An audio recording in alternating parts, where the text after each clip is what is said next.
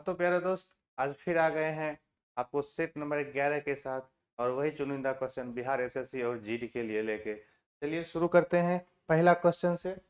आज का पहला क्वेश्चन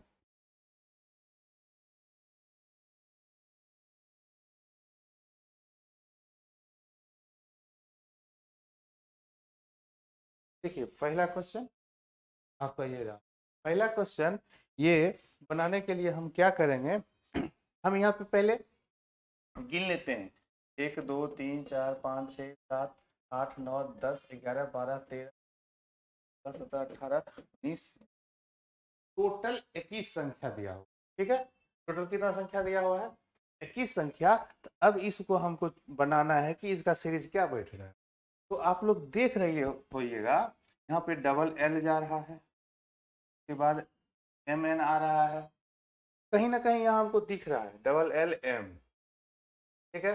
डबल एन ओ, ओ के बाद फिर डबल पी क्यू, फिर यहाँ देखिए double R S, double R S, फिर डबल टी पर टी पी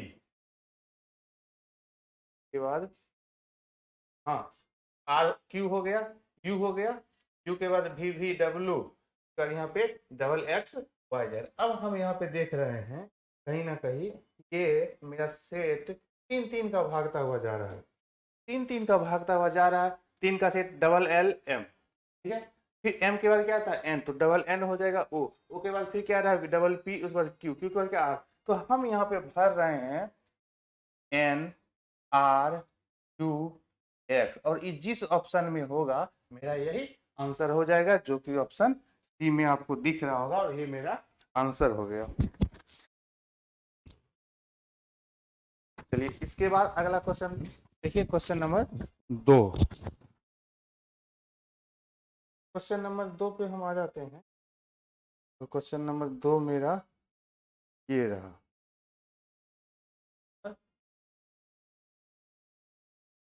तो देखिए, आप लोग जो भी टॉपिक में प्रॉब्लम हो वो टॉपिक का एक बार जरूर आप लोग कमेंट कीजिएगा, और जो कमेंट कीजिएगा उस पर हम आपको आगे से बना के तो डाल दिया करेंगे। और ये क्वेश्चन नंबर 2 आ गया, और इसी चैनल पे आर एस प्रभाकर चैनल पे ही आपको मिल जाएगा। आर एस प्रभाकर चैनल को लाइक और शेयर करिए। और ये दूसरा क्वेश्चन देख लीजिए, ये ब्लड रिलेशन का है, और इसे बनाने के लिए बहुत ही इजी। देखिए इसमें कह क्या रहा है, ममता के पिता।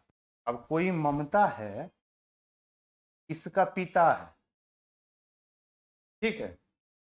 पिता है तो जेंट्स होगा, उसका जेंडर डिफाइन कर दिया। जब भी ब्लड रिलेशन बनाइए, हम बार बार बोलते हैं कि बस इसको जनरेशन गैप से ही बनाइए। जनरेशन गैप से बनाने में क्या होता है कि हमको पता है कि हाँ हम हैं, मेरे लेवल में भाई बहन जीजा जी सब आ जाते हैं, मेरे से ऊपर में जाते हैं तो मेरे पापा मौसा मौसी चाचा चाची जितना है वो आ जाते हैं, उससे ऊपर जाते हैं थर्ड जनरेशन में तो मेरे दादा दादी नानी सब आ जाते हैं। तो देखिए क्या बोला, ममता के पिता, ममता कोई है, ममता उसके पिता हैं, रमन की एक बहन है। ममता के जो पिता है ना, ममता के पिता रमन, ये हो गए रमन जी की एक बहन है, इनकी कोई एक क्या है? बहन है, ठीक है। बहन है कोमल, कोमल हो गई इसकी बहन, जिसके बेटे, कोमल का कोई बेटा है, इसका भी जेंडर डिफाइन कर दिया है।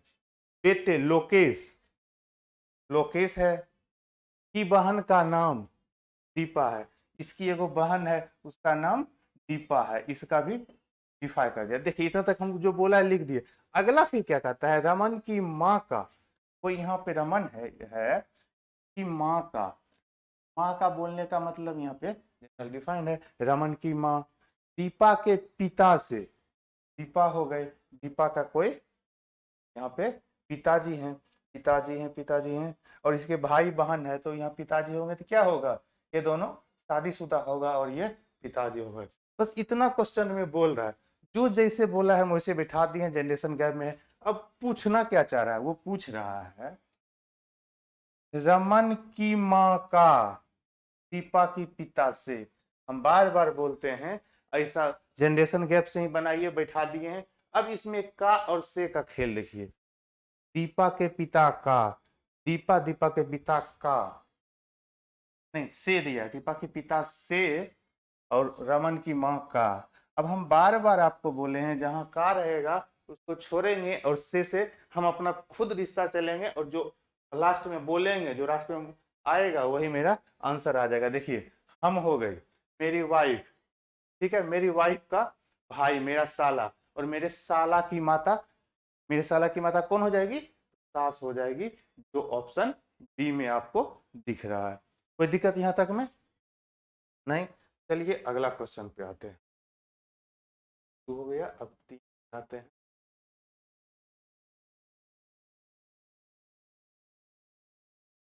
चलिए क्वेश्चन नंबर 3।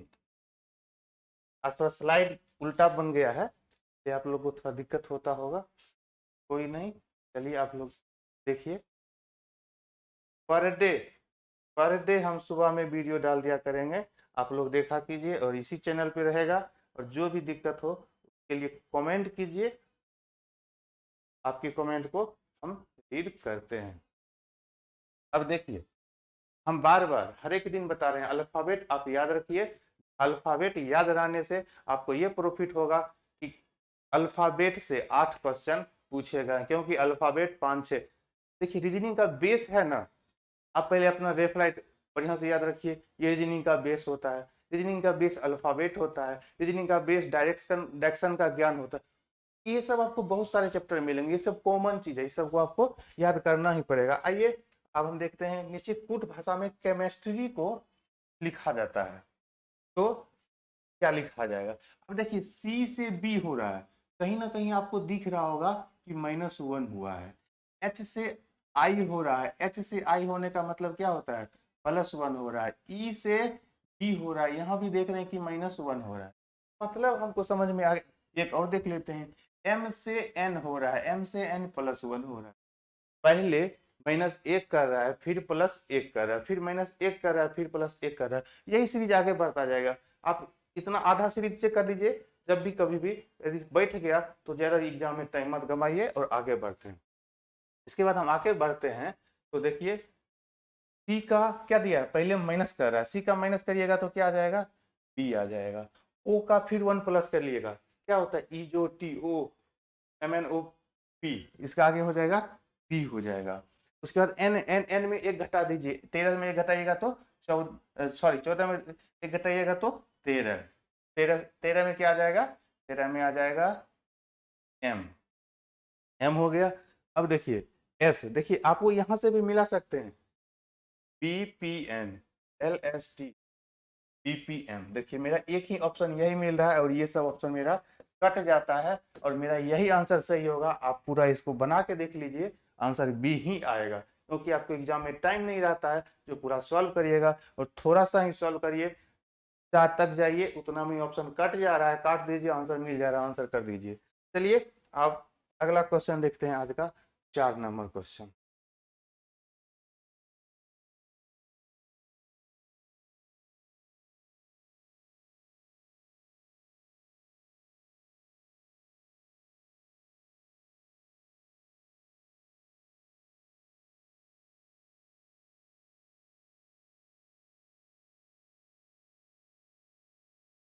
चलिए देखिए ये रहा आपका 4 नंबर क्वेश्चन,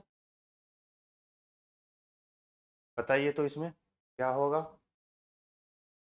देखिए 4 नंबर क्वेश्चन ये रहा, और इसको बताइए, बहुत ही इजी क्वेश्चन है, इसमें कुछ नहीं है, और आप इजी वे में देख सकते हैं कि ऑड आकृति कौन सी हो, इन आकृति कौन सी है। तो हम कहीं ना कहीं गौर कर रहे हैं कि एक फिगर के अंदर दूसरा फिगर है, एक फिगर के अंदर दूसरा फिगर है, एक फिगर के अंदर दूसरा फिगर है, सभी में देख रहे हैं।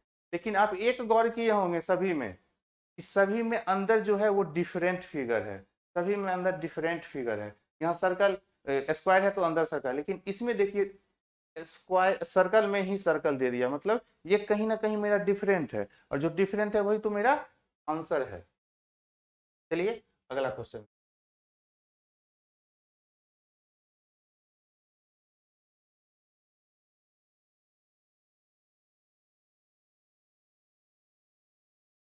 चलिए देखिए आज फिर हम क्लॉक का एक क्वेश्चन दिए हैं, और इसमें क्या कह रहा है, कितना बजे 90 डिग्री का, हम आपको बोले थे कि अगला दिन फिर क्रॉप का ही क्वेश्चन रहेगा और सब क्वेश्चन पूछा हुआ क्वेश्चन है। देखिए इसमें क्या दे रहा है कि कितना बजे 4 और 5 के बीच कब घड़ी की सुई है वो 90 डिग्री, यानी समकोण पूछ रहा है। समकोण का मतलब क्या होता है, पहली बार समकोण बनाती है 90 डिग्री कब बनाती है। देखिए पहली बार पूछे तो हम घटा के लिखेंगे, दूसरी बार पूछे तो हम जोड़ के लिखेंगे, क्योंकि पहली बार 30 से पहले बनेगा, दूसरी बार 30 के बाद बनेगा। तो इसमें क्या करते हैं, 4 और 5 के बीच पूछ रहा है तो आप एक फॉर्मूला देखे होइएगा, 11m, ठीक है, क्या है 11m/2 प्लस 11m/2 बराबर 3 3h 11/2m plus 30h plus minus A, 30h plus minus A. और प्लस माइनस कब लेना है, जब पहली बार पूछा है तो हम माइनस को लेके आगे बढ़ते हैं और दूसरी बार पूछता है तो प्लस को लेके चलते हैं। अब देखिए 11/2, यहाँ पे m दिया हुआ यानी मिनट, मिनट ही तो हमको निकालना है कि कितने बजे 90 का बनाएगा, तो m का मान हम वैसे ही रखते हैं। और देखिए 3h पूछ रहा है तो पहली घंटा कितना बजे है, 4 बजे है, पहली घंटा कितना है 4 बजे यहाँ पे दिया हुआ है, और माइनस ही लेके चलेंगे। और ए यदि एंगल दिया हुआ है क्योंकि समकोण पूछ रही है, समकोण का मान 90 डिग्री होता है। अब देखिए इसको सॉल्व करते हैं तो यहाँ आ जाता है 11/2 m बराबर 120 माइनस 90। अब क्या करेंगे, इसको लिखते हैं, इसको आगे घटा के लिखिए, m बराबर कितना आ गया 30 गुना 2/11। अब इसको हम काट देंगे, 30 दूनी 60/11 बराबर 5 पूर्णांक 5/11। और ई जो है टाइम के नीचे लगा दीजिए, 4 सही 5 पूर्णांक 5/11 ये होगा। ये ऑप्शन में नहीं दिया हुआ है तो देखिए ऑप्शन में डायरेक्ट आपको रख दिया है और उतना आपको कैलकुलेट भी करने दे नहीं रहा है, और ये आपका आंसर हो गया 60/11। देख लीजिए 4:60/11 आपका ये राइट आंसर हो गया। और आज यहीं तक रखते हैं, कल फिर मिलते हैं 5 क्वेश्चन के साथ अगली क्लास में।